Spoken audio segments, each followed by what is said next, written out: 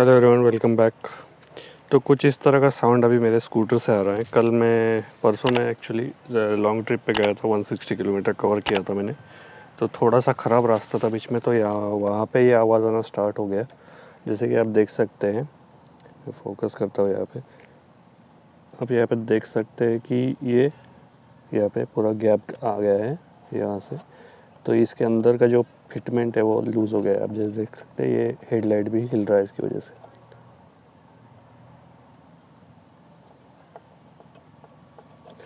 तो ये अंदर का जो इसका प्रेस फिट वाला सिस्टम है वो शायद लूज़ हो गया है, उसकी वजह से ये ऐसा आवाज़ आ रहा है। इधर से देखोगे आप तो इधर से कोई भी गैप नहीं है, बस इस साइड से गैप आ गया है।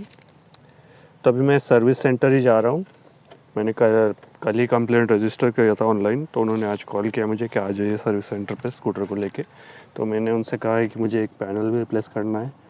जैसे कि आप यहाँ पे देख सकते हैं, यहाँ पे स्क्रैच आया हुआ है। एक्चुअली मेरे बिल्डिंग के बच्चों ने गाड़ी को 2 बार गिराया है, तो यहाँ पे भी एक स्क्रैच आया हुआ है, तो उस वजह से मुझे ये रिप्लेस करना है। तो उन्होंने कहा है कि इंश्योरेंस में हो जाएगा ओन डैमेज में। तो देखते हैं अभी होता है या नहीं होता है। तो अभी मैं सर्विस सेंटर जाऊँगा, उसके बाद आपको अपडेट दूंगा, जो कि आपके लिए कुछ सेकंड की बात होगी।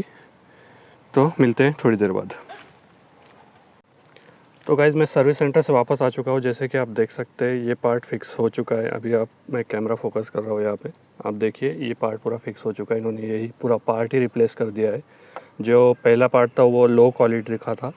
एक्चुअली ऐसा उन्होंने कहा है कि वो लो क्वालिटी का होने की वजह से वो टूट गया था। अंदर का जो उसका जहाँ पे वो फिक्स होता है वही पार्ट टूट गया था, इसलिए वो नॉइज़ आ रहा था।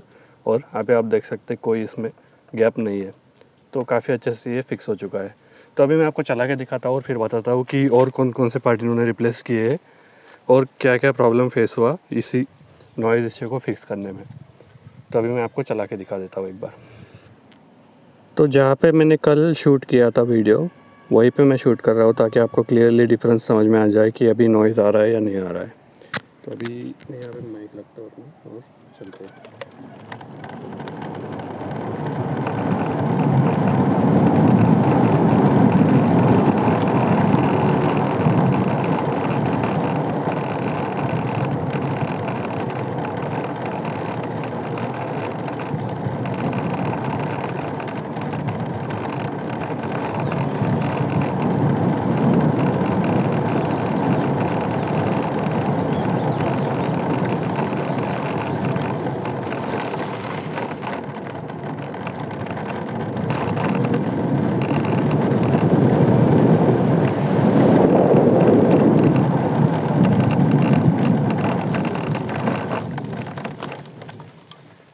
तो जैसे कि अभी आपने देखा, नॉइज़ जो है वो पूरा चला गया है। जो थोड़ा बहुत नॉइज़ आपको सुनाई दे रहा है माइक में, वो एक्चुअली आपके कानों में सुनाई नहीं देगा, बट आप माइक मैंने यहाँ पे पकड़ा हुआ था, इसलिए तो आपको थोड़ा सा नॉइज़ सुनाई दे रहा था।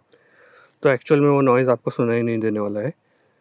और जो ये पार्ट इन्होंने चेंज किया है, ये काफ़ी अच्छे क्वालिटी का है। पुराना जो पार्ट था, मेरा स्कूटर एक्चुअली फर्स्ट बैच का है, इसलिए उसका जो पार्ट था वो काफ़ी पतले प्लास्टिक से बना था, पतला था।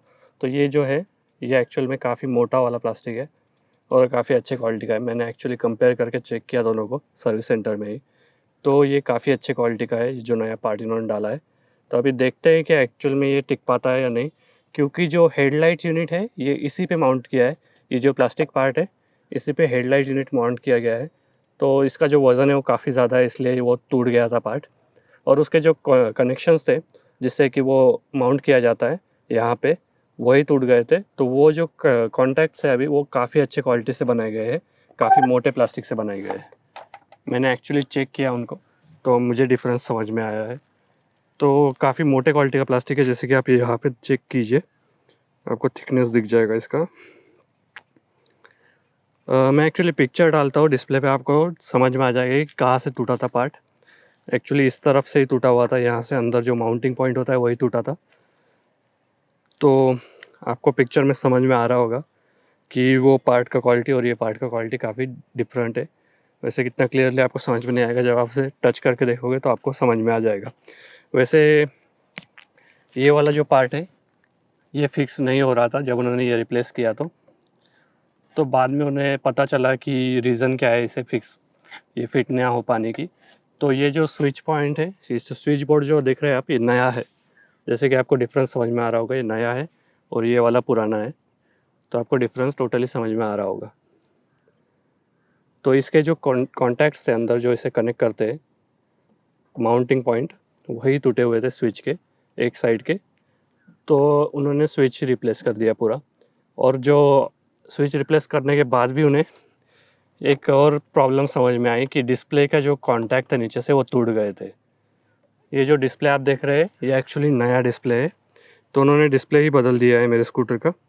पुराने वाला जो डिस्प्ले था, उसके कॉन्टैक्ट टूट गए थे एक्चुअली, तो उन्होंने डिस्प्ले नया डाल दिया। वारंटी के अंदर ही डाला है, तो इसके कोई भी चार्जेस मुझे पे नहीं करने पड़े। जैसे कि आपको पता है, मेरे पुराने डिस्प्ले पे स्क्रीन गार्ड हुआ करता था, तो इस पर स्क्रीन गार्ड नहीं है क्योंकि डिस्प्ले नया है ये।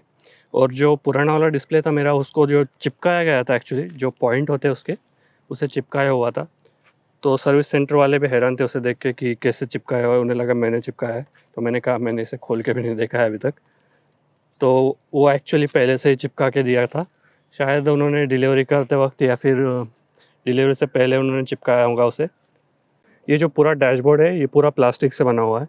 ये जो नीचे का पार्ट है, इस पर ही सारा लोड है, तो इस वजह से वो टूट गया था वाइब्रेशंस की वजह से।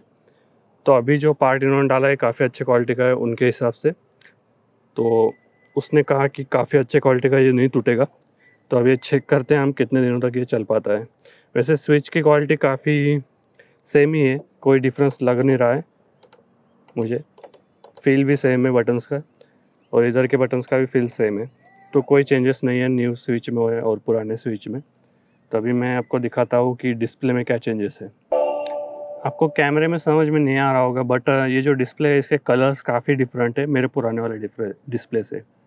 तो पुराने वाले डिस्प्ले का कलर काफ़ी मुझे ज़्यादा ब्राइट लग रहे थे, और इसके थोड़े से ज़्यादा कम लग रहे हैं कलर, मतलब ब्राइटनेस कम लग रही है मुझे इसकी। शायद थोड़ा बहुत डिफरेंस होगा ब्राइटनेस में, बट पुराने वाला डिस्प्ले काफ़ी ज़्यादा ब्राइट हो जाता था, और ये पूरा वाइट दिखता था पार्ट। ये जो पार्ट है वाइट दिखता था प्योर, इसमें थोड़ा सा डिफरेंस लग रहा है मुझे। ये आंखों से समझ में आ रहा है, बट कैमरे में तो समझ में नहीं आएगा। वैसे बाकी कोई भी चेंजेस नहीं, डिस्प्ले सेम ही है, साइज़ भी सेम ही है।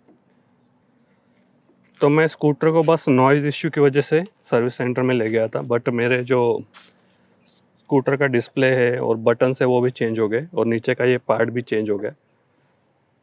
तो काफ़ी अच्छा सर्विस रहा है मेरा। उनको ज़रूरत नहीं थी एक्चुअली चेंजेस करने की, बट उन्होंने कर दिए, तो काफ़ी अच्छा एक्सपीरियंस रहा है।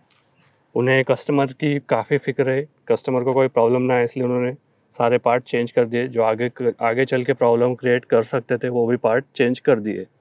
तो काफ़ी अच्छा एक्सपीरियंस रहा है मेरा ओला के साथ, और 3 घंटे लगे मुझे टोटल सर्विस में। तो ये मैं नेक्स्ट डे रिकॉर्ड कर रहा हूँ। पहला जो वीडियो था मैंने कल रिकॉर्ड किया था। तो कल मैं 3 बजे सर्विस सेंटर में पहुँचा था, 3:10 को एक्चुअली। तो 3:20 को उन्होंने मेरा स्कूटर अंदर लिया सर्विस सेंटर में, और शाम में 6 बजे उन्होंने मुझे वापस दे दिया। बट क्योंकि अंधेरा हो चुका था, इसलिए मैं ये वीडियो आज रिकॉर्ड कर रहा हूँ, मतलब नेक्स्ट डे रिकॉर्ड कर रहा हूँ। तो काफ़ी अच्छा एक्सपीरियंस रहा है मेरा ओला के सर्विस के साथ। पहले भी मैंने 2 बार सर्विस कराई थी, इतना अच्छा नहीं था एक्सपीरियंस जब सर्विस वैन आई थी, और उसके बाद जब वो लोग आके करके गए थे, तो इतना अच्छा एक्सपीरियंस नहीं था। बट अभी जो सर्विस सेंटर ओपन हुआ है नासिक में, वो काफ़ी अच्छा सर्विस कर रहे हैं, और थोड़ा एक्सपीरियंस भी है बंदों में अभी, क्योंकि जब स्टार्टिंग फेज़ था ओला का, तो इसलिए जो सर्विस वाले बंदे थे उनके पास भी इतना एक्सपीरियंस नहीं था, तो उनसे गलतियाँ हो रही थी। जैसे कि मैंने आपको पहले सर्विस वीडियो में बताया था कि उन्होंने यहाँ के जो स्क्रूज़ है वो ढीले छोड़ दिए थे, लूज़ छोड़ दिए थे, जो कि मैंने बाद में टाइट किए थे। तो पहले जो था वो उनके पास एक्सपीरियंस नहीं होने की वजह से थोड़े छोटी मोटी मिस्टेक्स उनसे हो रही थी। बट अभी जो है काफ़ी अच्छी सर्विस है, आप बिल्कुल ओला स्कूटर ख़रीद सकते हैं, और आपके सिटी में सर्विस सेंटर होगा तो और भी अच्छी बात है, क्योंकि आपको सर्विस काफ़ी जल्दी मिल जाएगी। तो जहाँ पे एक्सपीरियंस सेंटर होगा वहाँ पे सर्विस सेंटर तो होगा ही मोस्टली, और ओला आने वाले कुछ टाइम में 200 शहरों में सर्विस सेंटर ओपन करने वाला है अपने। तो ओला की सर्विस जो है वो डे बाय डे इम्प्रूव हो रही है। तो आप बिल्कुल ओला स्कूटर ख़रीद सकते हैं, कोई प्रॉब्लम नहीं है स्कूटर में, और सर्विस भी अभी काफ़ी अच्छी इम्प्रूव हो चुकी है। तो इस वीडियो में बस इतना ही। अगर आपको वीडियो अच्छा लगा तो वीडियो को लाइक और शेयर ज़रूर कर दीजिए, और चैनल को सब्सक्राइब ज़रूर कर दीजिए। 90% लोगों ने अभी तक चैनल को सब्सक्राइब नहीं किया है, तो प्लीज़ चैनल को सब्सक्राइब ज़रूर कर दीजिए। तो इस वीडियो में बस इतना ही, मिलते हैं अगले वीडियो में।